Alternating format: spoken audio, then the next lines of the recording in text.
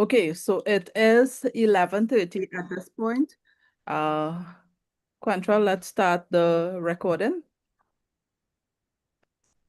Excellent. Good morning, everyone. I am Kamala Rampersad de Silva, Chief Executive Officer of the Caribbean Corporate Governance Institute, and it is my absolute pleasure to welcome you to our panel discussion this morning as we focus our spotlight on directors' duties and analyze the implications of the judgment by Justice Ricky Rahim in the case involving SporTT and the LifeSport project. We have four great panelists this morning, including Mr. Colin Kangaloo SC, Dr. Terrence Farrell, both from Trinidad and Tobago, as well as Yualande Christopher from Jamaica. And I also want to advise our participants that Karen Perreira from Barbados is unable to be here due to an emergency, but her associate, Mr. Chad Skinner, will present her points in her place. I'm happy to share that we are live on YouTube this morning, which will run for about 15 minutes on our LinkedIn page as well. So welcome to everyone who is on the live stream, and of course, those of you who are already in the room with us. I would also like to thank Warren Anderson from Innate Talent Management for the wonderful social media support he's been providing to us here at CCGI. Let me also very early express deepest appreciation to our hardworking CCGI team, Quantrell de Silva, Lucas Nanan, Jacqueline de Chaussee, and Monique Romano. They have been more busy than usual with the high number of registrations for today's very important discussion. And so we do have a lot of participants joining us for the first time today.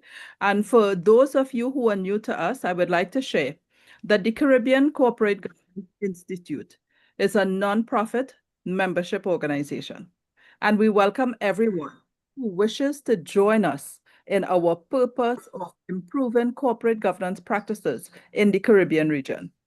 Today, our membership includes persons from Jamaica, Barbados, St. Lucia, Guyana, Belize, the British Virgin Islands, St. Martin, St. Vincent and the Grenadines, and of course, right here in Trinidad and Tobago. And through our bundle membership with JMMB, we also have members from the Dominican Republic and Colombia. There are lots of benefits to being a part of a vibrant organization like ours, including benefiting from discounts to our training programs. We recently concluded a panel discussion on cybersecurity and implications of AI, and we featured a simulation exercise from Harvard Business Publishing, which was very well received by participants. So you could look out for more simulations in the future. At this point, I would like to share some of our upcoming events and workshops. So for instance, tomorrow we will be hosting a workshop with Dr. Chris Pierce from the UK. Dr. Pierce is a global expert on corporate governance, and he would walk us through how good boards are run. Later in August, in fact, August 20th, we have part two of our International Learning Network when we continue discussions on generative AI and its implications on organizations. And as we all know, generative AI is simply exploding. So our panelists for that discussion will be Brian Imambanks from Suriname, Christian Bainey from Canada, Dr. Ashish Kumar Jha from Ireland, and Vusani Ndlovu from the Gulf states. Next week, we go to Guyana for a private training. And so we are taking the opportunity to host a 2-day public workshop entitled From Red Flags to Resilience, Reinventing Financial Sector Governance. This workshop is facilitated by Claire Gomez Miller. It's on August 14th and 15th at Herdmanston Lodge. Registration is open, and we'd be very happy if you can encourage your colleagues from Guyana to attend. For those of you who would like to have that workshop in Trinidad, we plan to host a 3-day residential workshop here in November entitled Excellence in Corporate Governance, Principles, Practice, and Performance. Here, we would encourage boards to attend so that directors may sit together and have a deep dive in not just understanding the principles of corporate governance, but take the opportunity to review its practical application via your board committees, your board charters, and the way in which you provide oversight to build a sustainable organization. In terms of our online workshops, please consider registering for our modules in corporate governance. In this complex world, you want to be equipped with as many skills in governance as possible. You also want to build your network in the region, and participating in the training in corporate governance through our modules is one way that you can do that. The modules will be held in October. We usually hold them twice for the year, October and May each year.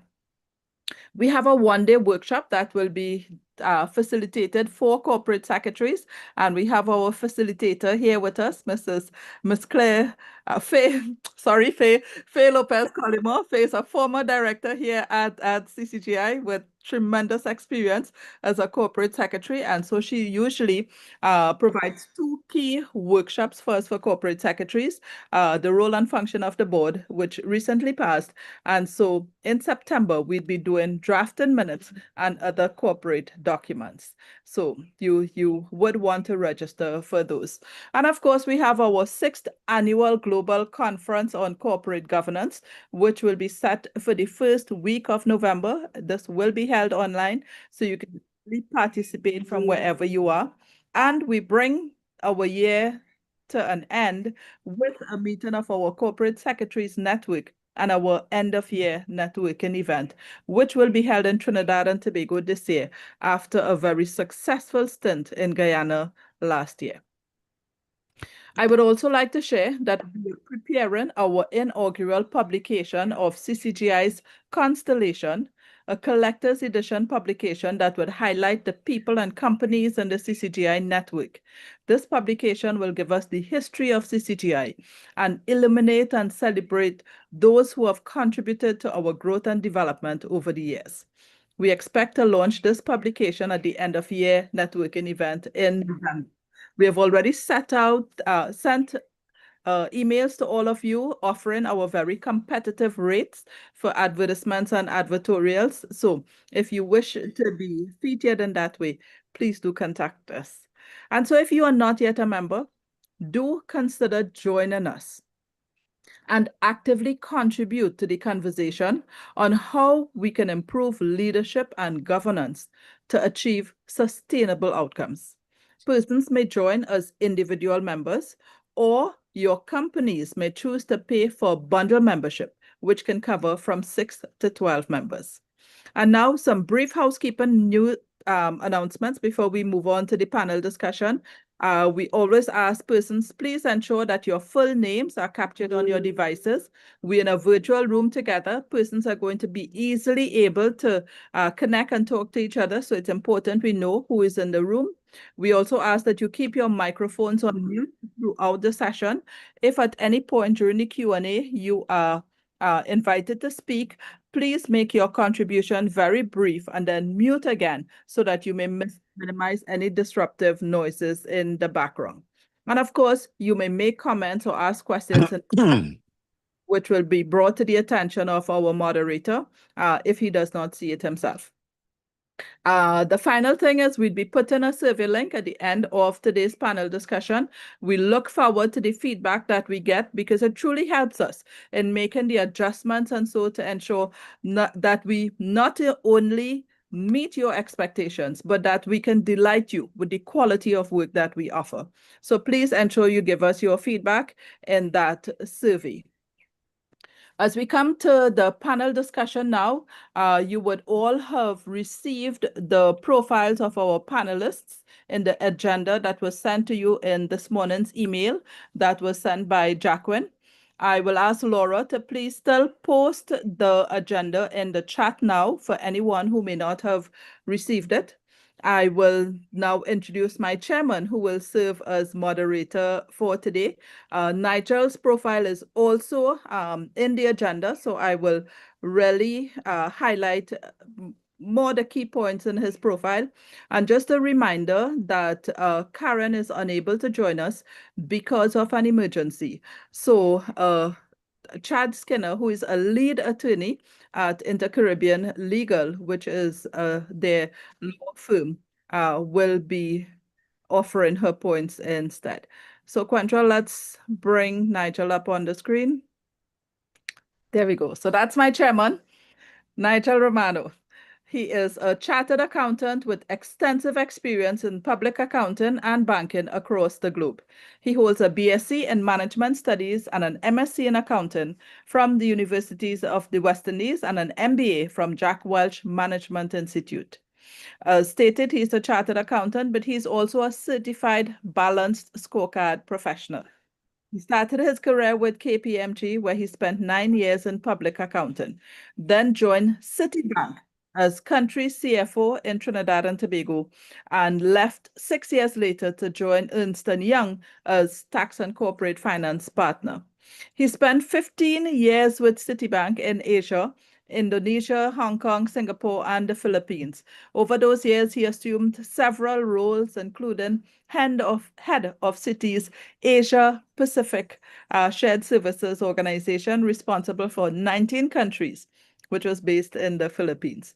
He returned home to Trinidad and Tobago to serve as sector head for Ansa McCall's financial sector, after which he spent 2 years in Barbados with the Caribbean Development Bank as Director of Finance and Corporate Planning and Vice President Operations.